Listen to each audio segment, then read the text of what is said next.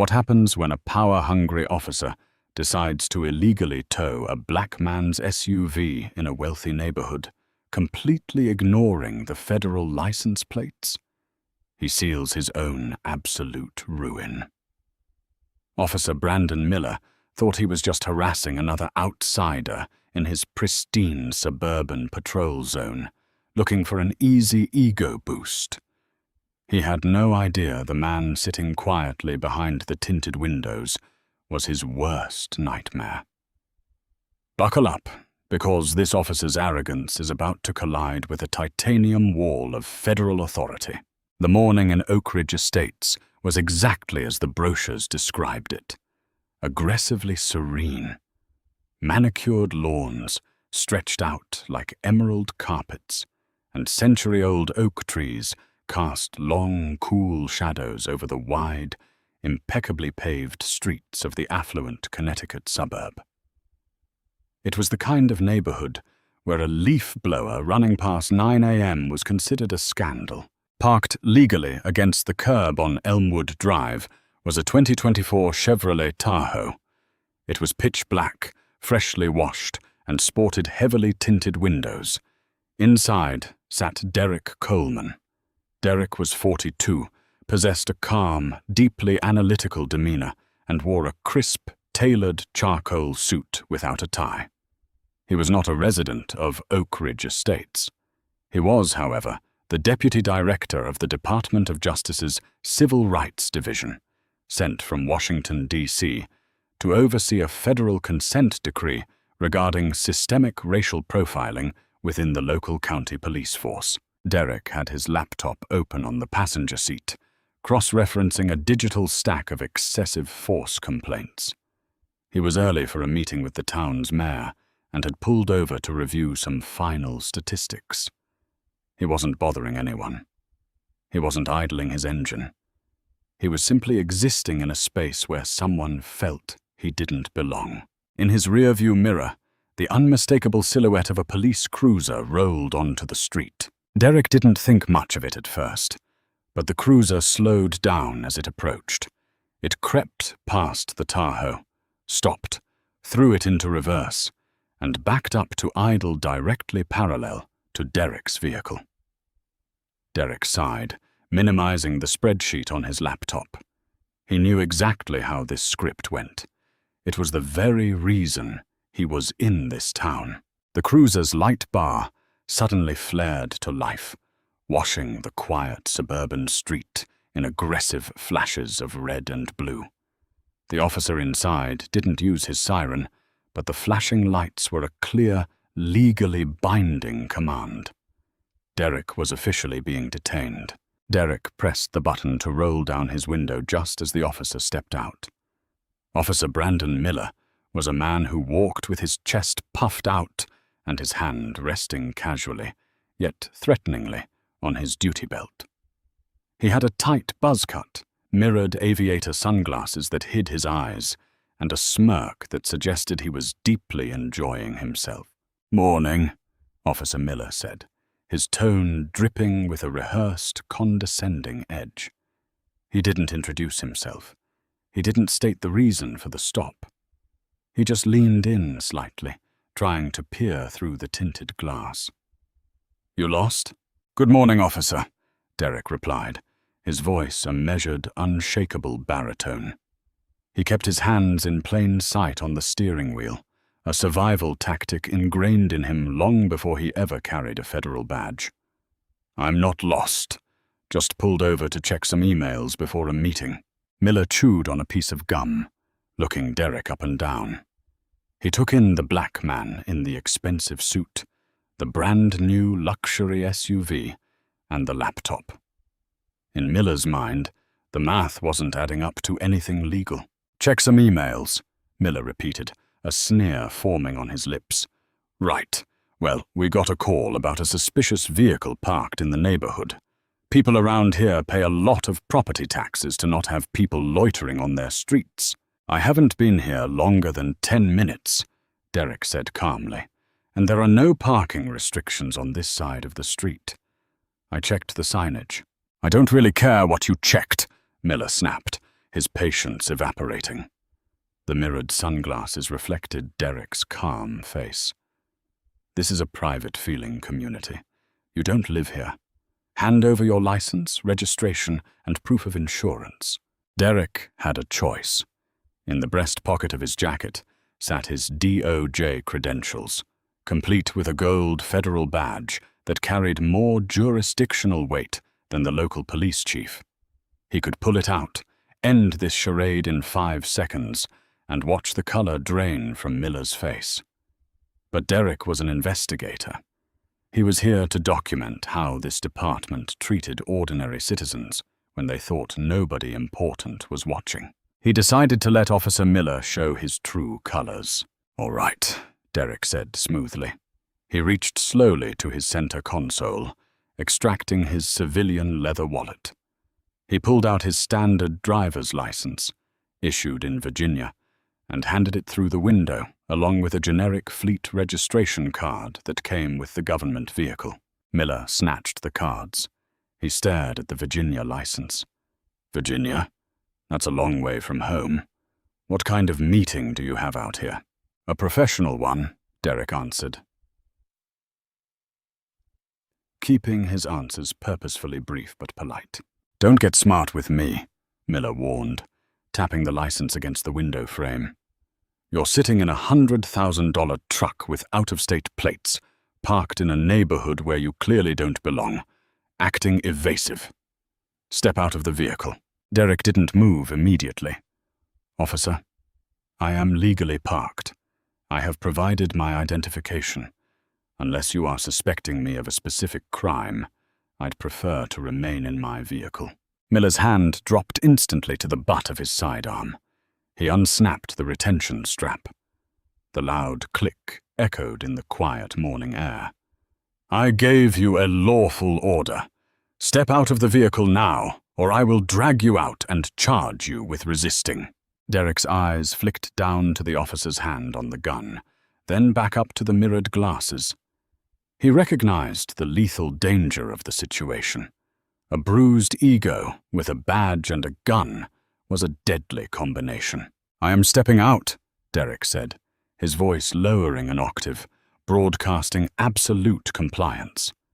"My hands are empty." Derek slowly opened the heavy door and stepped out onto the pavement. He towered over Officer Miller by a good 3 inches, which only seemed to enrage the cop further. "Face the truck! Hands on the roof!" Miller barked. Derek complied, pressing his palms against the cool metal of the Tahoe. Miller aggressively patted him down, his hands unnecessarily rough as they checked Derek's waistband and ankles. He didn't find a weapon, but he did feel the distinct shape of the badge wallet in Derek's inner jacket pocket. "What's this?" Miller demanded, reaching into the suit jacket. "I wouldn't take that out if I were you," Derek warned, turning his head slightly. "It contains sensitive identification." Miller scoffed, pulling his hand back as if Derek had threatened him. "Sensitive identification? Who do you think you are, James Bond? Stand on the curb. Don't move a muscle." Miller walked back to his cruiser with Derek's driver's license. Derek stood on the curb, the morning breeze rustling the leaves above. He knew exactly what Miller was doing.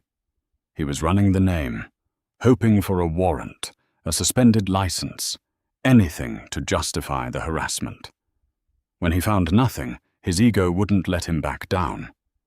He would have to escalate, and escalate he did. 10 minutes passed.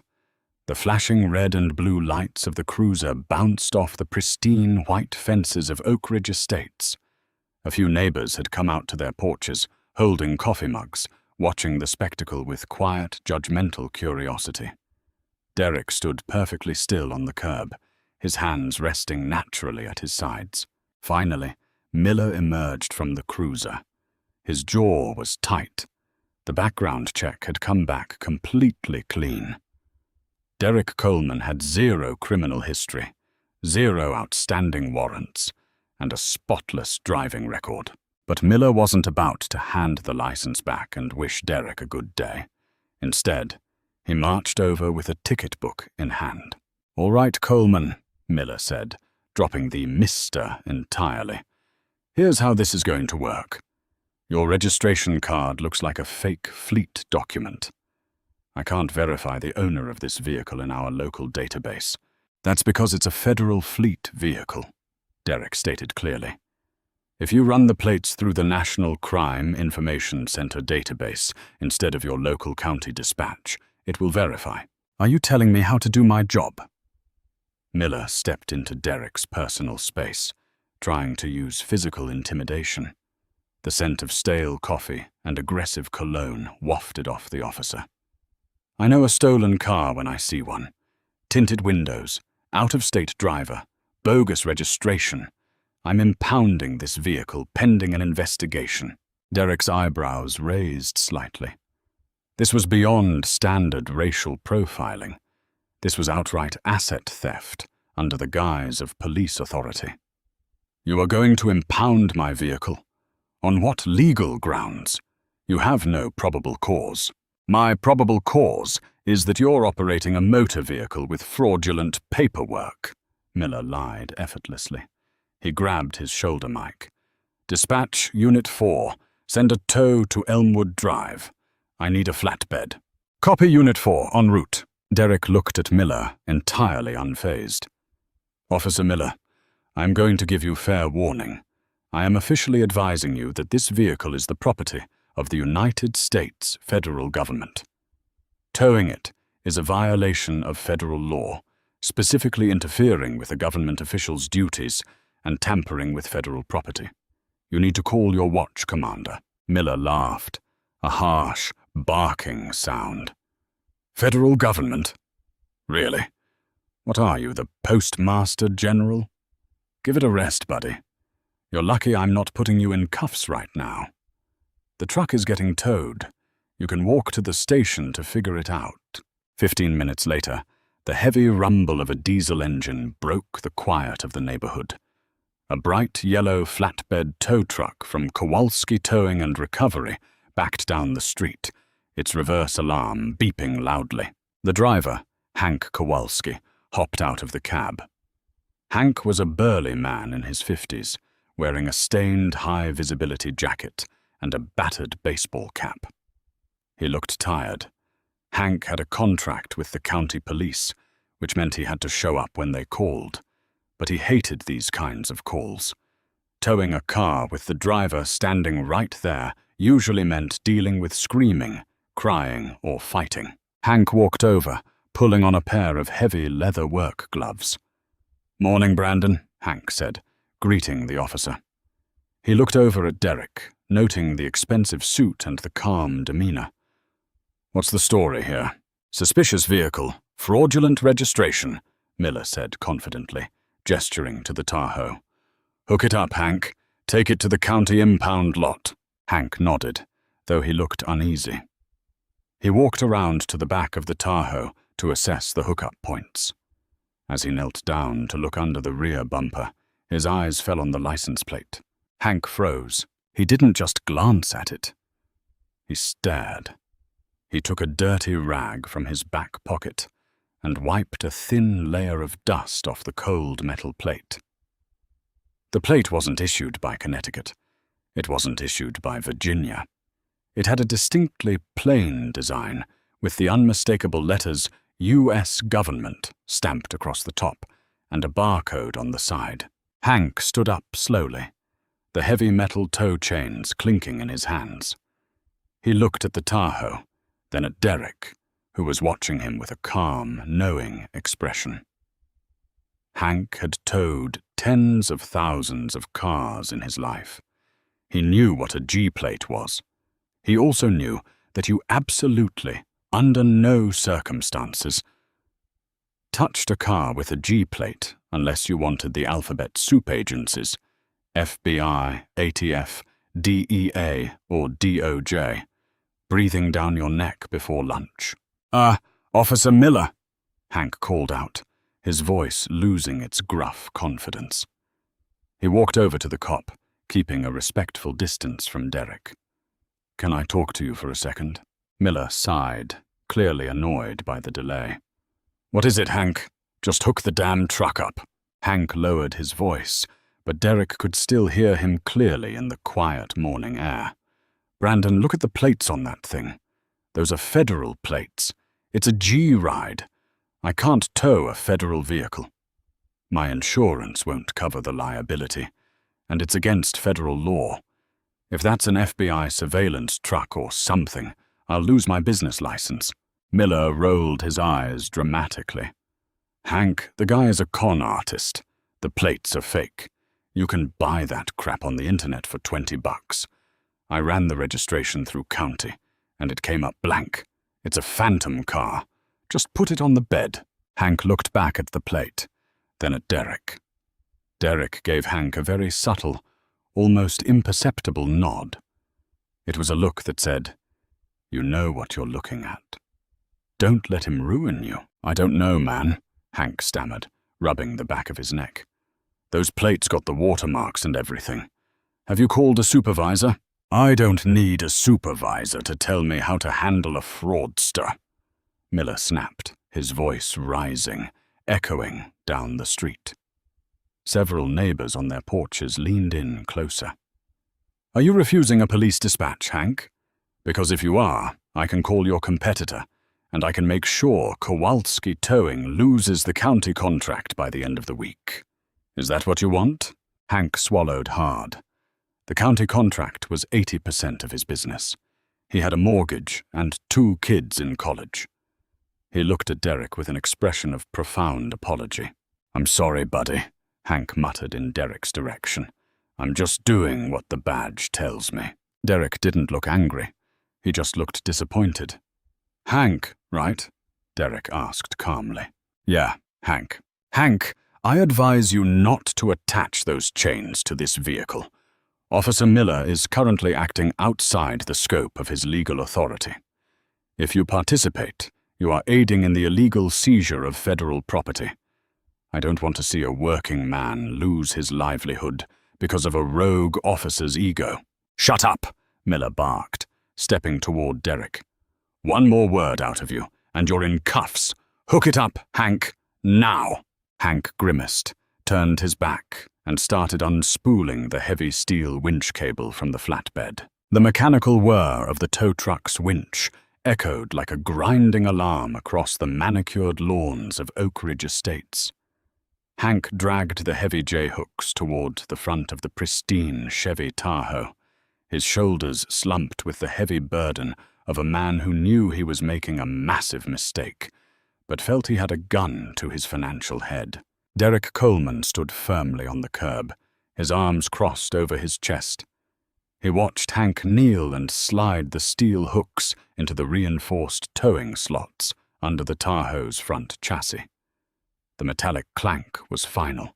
The physical connection was made. Officer Miller stood a few feet away, hands on his hips, sporting a victorious, sickeningly smug smile. He looked at Derek, clearly waiting for the black man to crack, to start yelling, to beg him to stop. He wanted the performance. He wanted the submission. Instead, Derek calmly reached into his left trouser pocket and pulled out his smartphone. It wasn't his personal phone. It was his encrypted DOJ-issued device. "Whoa, whoa, whoa," Miller barked, instantly reaching for his duty weapon again. "Put the phone away. I didn't say you could make a call." Derek didn't even look up from the screen as his thumb quickly navigated the keypad. "I am not a suspect in a crime. I am not under arrest. I am not in handcuffs. I am standing exactly where you told me to stand. You have no legal authority to restrict my communications." He hit dial and raised the phone to his ear. "Who are you calling?" Miller sneered, stepping closer, trying to reassert his dominance. "Your lawyer. Tell him you'll need bail money if you keep running your mouth." The line rang twice. It was picked up immediately on the other end.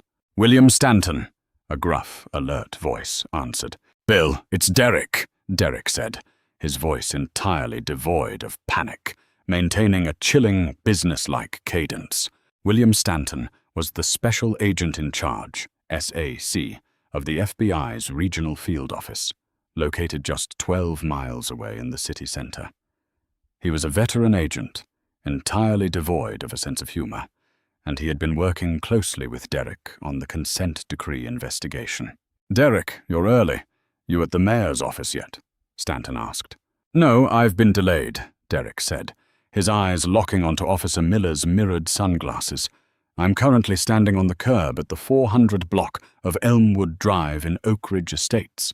I have been detained without probable cause by a local officer, and he is currently in the process of illegally impounding my bureau-issued vehicle."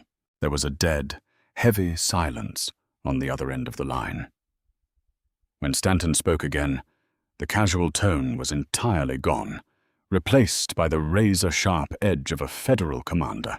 "Are you in physical danger?" Stanton asked quickly. "Negative. I am compliant. But the officer has threatened to draw his weapon, and he is forcing a private tow company to remove the vehicle, ignoring the federal plates. He's towing a DOJ surveillance-equipped vehicle." Stanton's voice pitched up in sheer disbelief. "Does he know what's in the trunk of that Tahoe?" "He hasn't breached the vehicle yet," Derek replied, watching Hank operate the hydraulic levers on the side of the tow truck. The front tires of the Tahoe slowly lifted off the asphalt. "But the vehicle is now airborne." "Jesus Christ," Stanton muttered. "Who is the officer?" Derek didn't break eye contact with Miller. "I don't know. He refused to provide his name or badge number." Miller, hearing this, puffed his chest out. "Officer Brandon Miller, badge number 742. Tell your fake lawyer I said hi." "Officer Brandon Miller, badge 742, Derek repeated into the phone, his voice echoing Miller's words like a death knell. "Got it," Stanton said, the sound of rapid keyboard typing echoing in the background. "Derek, do not escalate. Let him take the truck if he has to. Do not let this local yokel shoot you. I am scrambling a response team right now. I've got 2 FBI SWAT SUVs and 3 standard tactical units, 5 minutes from your location. We will lock down that entire street." "Understood. I'll hold my position." Derek sighed. "We're coming in hot, Derek. Sit tight." The line clicked dead. Derek slowly lowered the phone and slipped it back into his pocket. Hank, the tow driver, had paused. He had heard enough of Derek's side of the conversation to know that his worst fears were rapidly manifesting into reality. The Tahoe was tilted upward, its front wheels hovering a foot off the ground. Hank's hand trembled on the hydraulic lever. "Hey, Brandon," Hank started, his voice cracking. "Listen to the guy, man. He just called somebody Bill. Nobody calls a lawyer Bill when they're getting their car towed. Let me put the truck down." "Pull it up on the bed, Hank," Miller roared, his patience entirely shattered by Derek's defiance. He pointed a rigid finger at Derek. "You think you're smart? You think making a fake phone call to scare my tow driver is going to work? You're done. Put your hands behind your back. I'm arresting you for interfering with a police investigation." Derek didn't move his hands. He just stood there, a monolithic presence of calm against Miller's chaotic aggression. "Officer Miller, if you put hands on me, you will be committing a federal felony. I strongly advise you to look down the street." Miller scoffed, pulling a pair of steel handcuffs from his belt. "I'm not falling for that. We woo. It wasn't a standard police siren. It was the deep, aggressive, heavy bass rumble of a federal rumbler siren, the kind designed to vibrate the chest cavity of anyone standing within 100 yards. Miller froze. The handcuffs dangled from his fingers. He slowly turned his head to look down Elmwood Drive. Coming around the corner at a speed entirely inappropriate for a quiet suburban neighborhood were 2 matte black, heavily armored Bearcat SUVs, followed closely by 3 unmarked black Dodge Chargers, with hidden strobe lights flashing violently in their grilles and windshields. They were moving in a tight, tactical formation, eating up the asphalt as they hurtled directly toward Miller's cruiser. Hank let go of the hydraulic lever entirely. He took 3 steps back, raised both of his hands in the air, and stood against his tow truck, terrified. Miller's jaw went slack. The mirrored sunglasses couldn't hide the sudden, violent tremor that shot through his body. The vehicles screeched to a halt, boxing in the tow truck, the Tahoe, and Miller's police cruiser in a perfect, inescapable tactical perimeter. Before the vehicles had even completely stopped, the doors flew open. Out poured a dozen federal agents wearing heavy tactical vests emblazoned with massive yellow letters. FBI. They were armed with M4 carbines, keeping them pointed at the ground, but at the ready, moving with terrifying speed and precision. Leading the pack was William Stanton, a silver-haired man in a windbreaker, his face a mask of absolute fury. Stanton bypassed the tactical agents and marched directly toward Officer Miller, holding up his gold shield. "Federal Bureau of Investigation," Stanton roared, his voice echoing off the expensive houses. "Get your hands away from your duty belt, step away from my deputy director, and do it right this second before you make the biggest mistake of your miserable life." Officer Brandon Miller looked at Stanton. He looked at the dozen heavily armed federal agents surrounding him. Then very slowly, his head swiveled back to Derek Coleman. Derek gave him a small, polite smile. "Like I told you, officer," Derek said softly, "you do not want to tow this vehicle." The steel handcuffs slipped from Officer Brandon Miller's suddenly numb fingers, hitting the asphalt with a sharp, pathetic clatter. The silence that followed was absolute, broken only by the heavy, rhythmic idling of the armored bearcats and the frantic squawking of police radios. The affluent residents of Oak Ridge Estates, who had stepped out onto their manicured lawns expecting to see a minority put in his place, were now witnessing an overwhelming military-style occupation of their tranquil street. Special Agent in charge, William Stanton, did not slow his stride until he was inches from Miller's face. The height difference wasn't significant, but Stanton's sheer authority made the local cop look like a reprimanded schoolboy.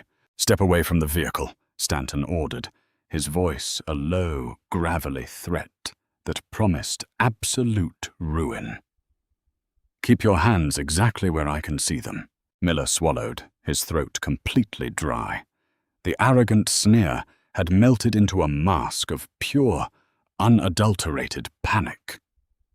He took a slow, trembling step backward, his hands hovering awkwardly at shoulder height. I was just responding to a suspicious person call. He had fake plates. I was conducting a routine stop." "Routine?" Derek Coleman's voice cut through the tension. He walked forward, smoothing out the lapels of his charcoal suit. He reached into his breast pocket and, for the first time, pulled out the gold badge and heavy leather credentials of the United States Department of Justice. He held them up so Miller and the entire neighborhood could see. "There was nothing routine about this, Officer Miller," Derek said calmly. "You bypassed your dispatch protocol to run my plates. You invented a fictitious legal precedent to force me out of my vehicle. You ignored a direct, lawful warning about the status of federal property, and you threatened me with physical violence and unlawful arrest." Derek turned his gaze to the terrified tow truck driver. "Hank, you can lower the vehicle now." Hank Kowalski didn't need to be told twice. Sweating profusely, he lunged for the hydraulic levers. With a loud hiss of releasing pressure, the front tires of the black Chevrolet Tahoe dropped back onto the pavement. Hank unhooked the steel chains with frantic speed, threw them onto the flatbed, and backed away as if the SUV were rigged with explosives. "Agent Stanton," Derek continued, "Officer Miller was acting under the color of law to illegally seize a federal vehicle containing sensitive Department of Justice materials. I believe that constitutes a felony violation under Title 18. "It certainly does, Mr. Deputy Director," Stanton replied, his eyes never leaving Miller. He snapped his fingers, and two heavily armed FBI agents immediately stepped forward, flanking the local officer. "Disarm him." "Wait, you can't do this," Miller protested, his voice cracking as an agent expertly stripped his Glock from its holster, followed by his taser, radio, and spare magazines. "I'm a sworn officer of this county. I have qualified immunity. You need to call my chief." "Your chief is already on his way," Stanton said coldly. "And as for your immunity, it evaporated the second you attempted to impound a mobile federal command post. You are currently being detained for suspicion of interfering with a federal investigation, attempted theft of federal property, and deprivation of rights." Before Miller could stammer out a defense, the wail of standard police sirens pierced the air. Two local police cruisers, followed by a dark blue Ford Explorer, came careening around the corner, screeching to a halt at the edge of the FBI's tactical blockade. Out of the Explorer stepped Chief Arthur Pendleton. Pendleton was a heavy-set man in his late 50s, his uniform straining at the buttons. He had been the chief for a decade, comfortably presiding over a department that answered to local wealthy politicians and largely operated without oversight. When he received the frantic call from his dispatch that the FBI SWAT team had just swarmed one of his patrolmen, he had nearly choked on his morning coffee. Pendleton pushed his way through the perimeter, his face flushed red with exertion and anger. "What the hell is going on here? Stanton, what is the meaning of this? Why are your men disarming my officer?" Stanton turned slowly to face the chief. "Arthur, good of you to join us. Your officer here just attempted to illegally impound a federal vehicle and threatened to arrest the deputy director of the Civil Rights Division." Chief Pendleton stopped dead in his tracks. The blood drained from his flushed face, leaving him a sickly pale gray. His eyes darted from Stanton to the tactical agents to the black Tahoe, and finally landed on Derek Coleman. Pendleton knew exactly who Derek was. He had a meeting scheduled with him in less than an hour at the mayor's office. Derek Coleman was the man holding the guillotine rope over Pendleton's entire department, investigating a decade's worth of systemic racial profiling and excessive force complaints. Pendleton looked at Officer Miller, who was now standing disarmed and surrounded by feds, looking like a deer caught in the headlights of a freight train. "Miller," Pendleton breathed out, a mixture of rage and profound despair in his voice. "What did you do?" "Chief, I didn't know," Miller pleaded, gesturing frantically. "He didn't look like a Fed. He was just sitting here. The plates looked fake." "He didn't look like a Fed?" Derek repeated, stepping closer to Chief Pendleton. "Chief Pendleton, what your officer means is that I didn't fit his prejudiced profile of who belongs in Oak Ridge Estates. This is precisely the behavior my office has spent 6 months investigating, and rather than adjusting your department's culture, it seems your officers are doubling down." Pendleton looked like he wanted the asphalt to open up and swallow him whole. "Mr. Coleman, I sincerely apologize. This is a massive misunderstanding. Officer Miller is a rogue element. He will be suspended immediately pending a full internal affairs investigation. Please let my men take him into custody. We can handle this internally." "Internally?"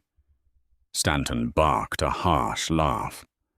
"Arthur, you lost the privilege of handling things internally the moment he forced a private citizen to put a tow hook on a DOJ surveillance vehicle. You have absolutely no idea what he just tried to drag into your county impound lot." Stanton gestured to Derek. "Show them." Derek walked to the rear of the black Tahoe. He pressed a sequence of buttons on his key fob, followed by a secondary biometric scan on the hidden panel above the license plate. The heavy rear tailgate slowly lifted, revealing the cargo area. Chief Pendleton, Officer Miller, and the tow truck driver all leaned in, their eyes widening at the sight. The back of the Tahoe wasn't filled with spare tires or jumper cables. It was a fully customized, reinforced mobile data center. Bolted directly to the chassis were two heavy-duty steel lockboxes, flanked by humming, encrypted server racks, glowing with green and blue LED lights. Thick bundles of fiber-optic cables ran from the servers directly into the ceiling of the SUV, connecting to a hidden, high-powered satellite uplink. "This vehicle," Derek explained, his voice projecting across the quiet street, "is a Level 4 mobile command and communications hub. The servers in this trunk contain the raw, encrypted data of over 4,000 excessive force complaints, unredacted dashcam footage, and federal wiretap transcripts regarding your department, Chief Pendleton." Chief Pendleton swallowed hard, a cold sweat breaking out on his forehead. "Furthermore," Derek continued, "the physical lockboxes contain federal grand jury subpoenas that I am scheduled to serve to your precinct captains this afternoon." Officer Miller didn't just try to tow a car. He attempted to seize, unsecured, the very evidence being used to build a federal corruption case against his own department. In the eyes of the federal government, that is evidence tampering and obstruction of justice on a catastrophic scale. Hank Kowalski, the tow driver, let out a long, shaky whistle. He looked at Officer Miller with absolute disgust. "You tried to make me tow a Fed evidence locker. I would have gone to federal prison, you idiot." "I didn't know," Miller screamed, his panic finally breaking his tough guy facade. He looked at Pendleton with desperate, wide eyes. "Chief, please. I thought it was just some guy. I thought it was just a stolen car." "Shut up, Brandon," Pendleton hissed, rubbing his temples as a massive migraine began to throb behind his eyes. He looked at Derek, his posture completely defeated. "Mr. Coleman, what happens now?" "Now?" Derek said, closing the tailgate of the Tahoe with a solid, echoing thud. "Agent Stanton's men are going to transport Officer Miller to the federal holding facility in the city. He will be charged under federal jurisdiction. You will not have access to him." "And me?" Pendleton asked softly. "You and I are going to keep our scheduled appointment with Mayor Simmons," Derek replied, checking his silver wristwatch. "Although I suspect the agenda of our meeting has just shifted dramatically." Derek turned to Agent Stanton. "Bill, secure the scene. Take Miller in. Impound his cruiser for evidence. I want a full audit of his dispatch logs and dash cam from this morning." "You got it, Derek," Stanton said, giving a sharp nod to his tactical team. The FBI agents immediately stepped in, patting Miller down one final time before forcefully guiding the protesting, weeping officer toward the back of one of the armored Bearcats. Derek walked around to the driver's side of his Tahoe. He paused and looked at Hank Kowalski, who was still leaning against his tow truck, looking visibly shaken. "Hank," Derek said. The burly tow truck driver stood up straight. "Yes, sir. You did the right thing questioning the order. You trusted your gut. Don't let guys with a badge bully you into breaking the law." Derek reached into his pocket and pulled out a DOJ business card, handing it to the driver. "If the county tries to cancel your towing contract in retaliation for today, you call this number. We will consider it witness intimidation, and we will protect your business. Understood?" Hank took the card, his hands trembling slightly, and nodded with immense gratitude. "Understood. Thank you, sir. I really mean it." Derek got into the Tahoe, the powerful V8 engine roaring to life. He slowly pulled away from the curb, leaving behind a neighborhood in shock, a disgraced cop in federal custody, and a local police chief who realized his reign of unchecked power had just violently ended. 20 minutes later, At City Hall, the atmosphere inside the mayor's executive conference room was suffocating. Mayor Gregory Simmons, a polished politician who had spent his career sweeping police misconduct under the rug to keep the wealthy suburbs happy, sat at the head of the long mahogany table. He was sweating through his expensive silk tie. Sitting to his right was Chief Pendleton, looking completely, utterly destroyed, staring blankly at the legal pad in front of him. On the opposite side of the table sat Derek Coleman, perfectly composed, alongside Stacey William Stanton. "Gentlemen," Mayor Simmons started, trying to force a diplomatic smile that failed miserably. "I have just been briefed on the unfortunate incident in Oak Ridge Estates this morning. I want to assure the Department of Justice that Officer Miller's actions do not reflect the values of our city or our police force." "Save the campaign speech, Gregory," Stanton cut in, dropping a thick manila folder onto the table with a heavy slap. "We're well past the point of PR spin." Derek leaned forward, lacing his fingers together. "Mayor Simmons, for the past 6 months, your office has fought our consent decree at every turn. You have claimed that our statistics regarding racial profiling were exaggerated. You claimed that your officers only escalated situations when legally justified." Derek gestured to the folder. "This morning, I sat legally parked in a public street. Within 10 minutes, one of your officers targeted me based on my race, fabricated a legal pretext to detain me, threatened me with deadly force, and attempted to illegally seize a federal vehicle containing classified evidence. And he did it with the supreme confidence of a man who knew his department would cover it up." Mayor Simmons opened his mouth to speak, but found he had no words. "The era of negotiation is over," Derek stated, his voice a quiet, unyielding force. "As of this moment, the Department of Justice is no longer seeking a cooperative consent decree. We are filing for a federal receivership of the entire county police department. We will be stripping Chief Pendleton of his operational authority, and a federal monitor will be installed by the end of the week." Chief Pendleton buried his face in his hands. "You can't do that!" Mayor Simmons protested weakly, grasping at straws. "The city council will fight it. The unions will strike." "Let them," Derek replied coldly, standing up and buttoning his jacket. "Officer Miller gave us the immediate probable cause required to bypass the injunction phase.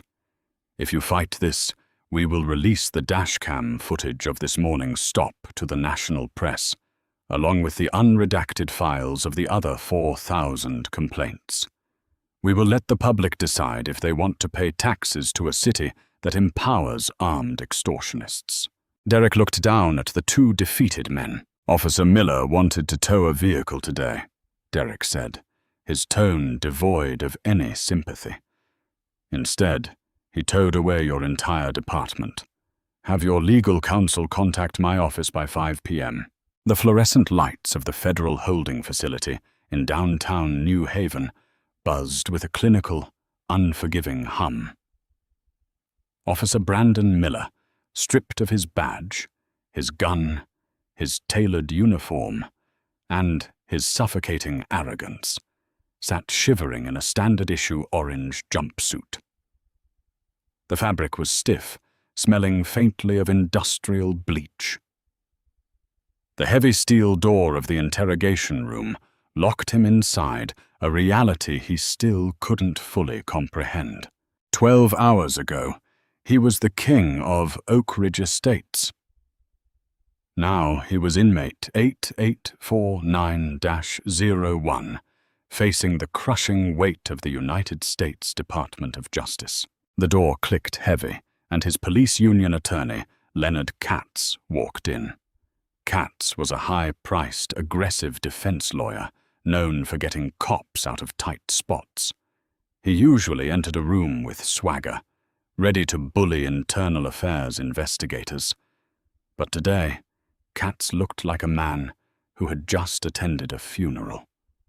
He dropped his leather briefcase onto the metal table with a hollow thud. "Leonard, thank God," Miller breathed out, leaning forward, his hands shackled to the table's D-ring. "Tell me you're getting me out on bail.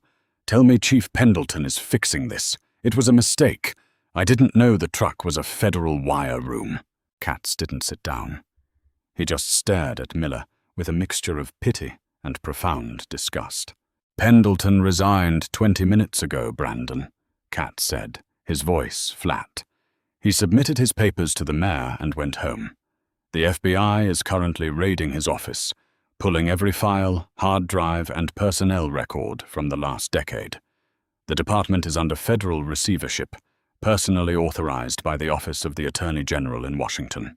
Miller's eyes widened, his breathing turning shallow. "He resigned? But what about me? What about my qualified immunity? The union has to back me, has to tour. The union just released a public statement severing all ties with you," Katz replied coldly. "Brandon, do you understand what you did? You didn't just harass a minority driver. You ordered a private citizen to forcibly seize a Level 4 mobile command center belonging to the DOJ. You attempted to steal the very evidence of your own department's corruption." "I thought it was a stolen car," Miller pleaded, his voice cracking into a high-pitched whine. "It was an out-of-state plate in a rich neighborhood. That's standard profiling. Everyone does it." "Well, you profiled the deputy director of the Civil Rights Division," Katz said, finally sitting down. He pulled out a thick stack of documents. "And that's not even the worst of it." Miller blinked, a new wave of terror washing over him. "What do you mean, not the worst of it?" Katz sighed, rubbing his temples. "When the FBI seized your cruiser, they didn't just audit the dash cam. They cloned your mobile data terminal and audited your dispatch history for the last 3 years. The feds brought in forensic accountants. They found the pipeline, Brandon." All the blood rushed out of Miller's face. The room suddenly felt sub-zero. "What pipeline?" Miller whispered, though his trembling lip betrayed his lie. "The impound-to-auction racket," Katz said, his tone turning accusatory. "You and 3 other patrolmen have been targeting out-of-state drivers, specifically minorities, fabricating probable cause and impounding their vehicles.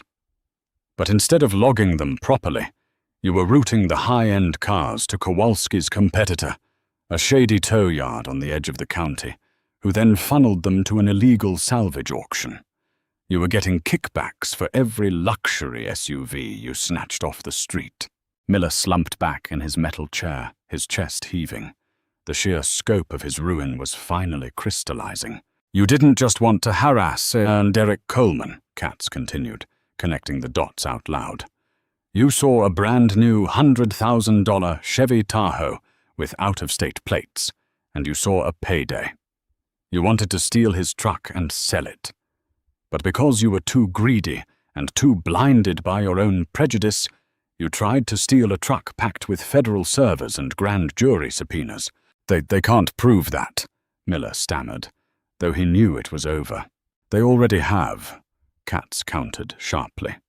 "The FBI raided the illegal auction house an hour ago.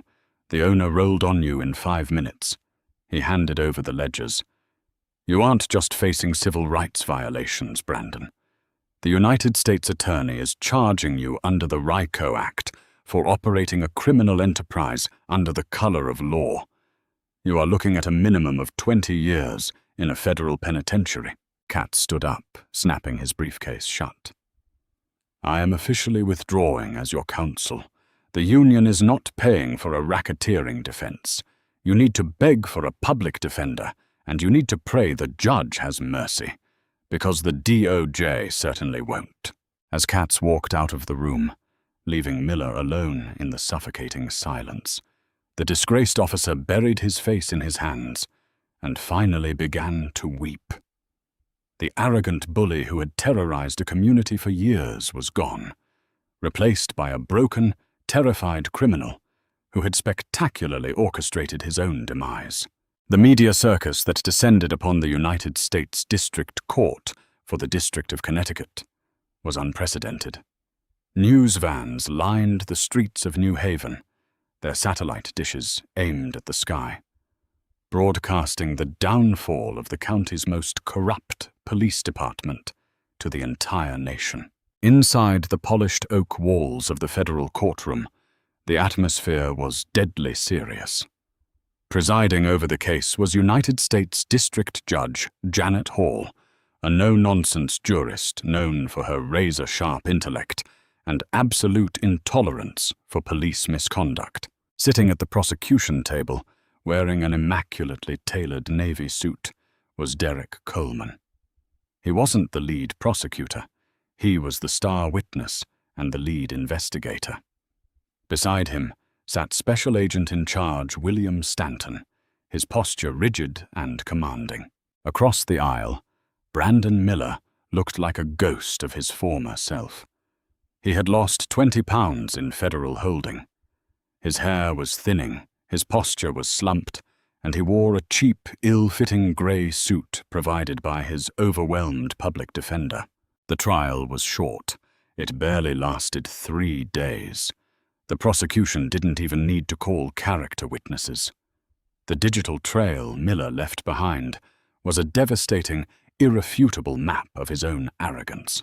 On the second day, the prosecution played the dash-cam footage from the morning of the stop. The entire courtroom watched in dead silence as the massive high-definition screen showed Miller strutting up to the black Tahoe. They heard his condescending tone. They watched him unsnap his holster. They listened as he ignored Derek's calm, legally precise warnings about the federal nature of the vehicle. But the fatal blow came when the prosecution played the unedited bodycam audio. When Miller had walked back to his cruiser to run Derek's Virginia license, he hadn't muted his lapel mic. His voice echoed through the federal courtroom, captured on crystal-clear digital audio. "Got a live one on Elmwood. Black guy, expensive suit, out-of-state plates on a brand-new Tahoe. Running his info now. If it comes back clean, I'm gonna say the registration is fake and hook it. Tell the yard to get the flatbed ready. This truck is going to fetch 40 grand at the salvage auction easily. Guy doesn't belong here anyway." A collective gasp rippled through the gallery. The sheer, naked corruption, mixed so casually with overt racism, was staggering. Judge Hall looked down at Miller from the bench, her expression one of absolute, chilling contempt. When it was time for sentencing, Miller stood up on trembling legs. He read from a prepared statement, tears streaming down his face. He apologized to the community, he apologized to the badge, and he apologized to Derek Coleman, claiming he had lost his way and was suffering from stress. It was a pathetic, transparent performance. Judge Hall adjusted her glasses and stared a hole right through him. "Mr. Miller," Judge Hall began, her voice echoing with the full, crushing weight of the judicial branch. "You took an oath to protect and serve the public. Instead, you weaponized that oath. You used the authority granted to you by the state to operate a violent, predatory extortion ring. You targeted citizens based on the color of their skin and the perceived vulnerability of their out-of-state origins." She paused, looking at the evidence binders stacked on her desk. "You believed that because you wore a badge, you were immune to consequence. You believed the citizens you targeted were beneath you. But your profound arrogance blinded you. In your greed, you attempted to hijack a federal command vehicle, and in doing so, you exposed a systemic rot that this court has rarely seen." Judge Hall struck her gavel against the sounding block. "For the charges of deprivation of rights under color of law, obstruction of justice, and racketeering, I sentence you to 15 years in a federal penitentiary. You will serve this time consecutively, without the possibility of parole. You are remanded to the custody of the United States Marshals." Miller's knees buckled. 2 federal marshals immediately grabbed him by the arms, hauling him backward as he sobbed uncontrollably. the heavy doors of the courtroom swinging shut on his freedom forever. 3 months later, the morning air in Oak Ridge Estates was crisp and quiet, much like it had been on that fateful day. But the atmosphere had changed entirely. The county police department had been gutted and rebuilt from the ground up. Under the strict supervision of the federal receivership, corrupt officers had been purged, mandatory de-escalation and bias training had been instituted, and the department's budget was transparently audited every 30 days. Cruising down Elmwood Drive was a bright, gleaming yellow flatbed tow truck. Behind the wheel sat Hank Kowalski. Hank was smiling. After the federal bust, the corrupt tow yard on the edge of town had been seized by the government. In recognition of his integrity on the day of the incident, the Federal Monitor had awarded Kowalski Towing and Recovery the exclusive, highly lucrative contract for all county and municipal dispatch calls. Hank had paid off his mortgage, sent his youngest daughter to college debt-free, and bought 3 new trucks. He had learned that doing the right thing, even when a gun was metaphorically pointed at his head, ultimately paid the highest dividends. A few miles away, at the edge of the city limits, a familiar pitch-black 2024 Chevrolet Tahoe with heavily tinted windows sat idling at a red light. Inside, Derek Coleman adjusted his cuffs and reviewed a new digital file on his laptop. The consent decree in this county was successfully enforced. The systemic rot had been amputated. His work here was done. His encrypted DOJ phone buzzed. It was Agent Stanton. "Derek," Stanton's gruff voice came through the speaker. "Just got word from Washington. The Attorney General is reassigning you. We've got a sheriff's department down in Georgia that's been systematically violating voting rights and running an illegal civil forfeiture racket. They think they're untouchable." Derek gave a small, knowing smile, his eyes fixed on the road ahead. He thought about Brandon Miller, sitting in a concrete cell, realizing too late that nobody is untouchable. "Tell the director I'll take the assignment, Bill," Derek said calmly, shifting the heavy SUV into gear as the light turned green. "I'll be there by tomorrow morning. Let's see if they try to tow the truck." Derek accelerated onto the highway, the dark federal vehicle blending seamlessly into the flow of traffic, a silent, unyielding predator hunting for the corrupt, ready to remind the next arrogant bully that absolute justice is always watching. What did you think of Officer Miller's massive mistake? Have you ever witnessed someone's ego absolutely destroy their own life in real time? Let us know your thoughts in the comments below. If you enjoyed this story of justice served cold and a bully finally getting what he deserves, make sure to hit that like button. Don't forget to share this video with your friends and subscribe to the channel for more incredible real-life drama stories. Ring that notification bell so you never miss an upload. Thanks for watching, and we'll see you in the next one.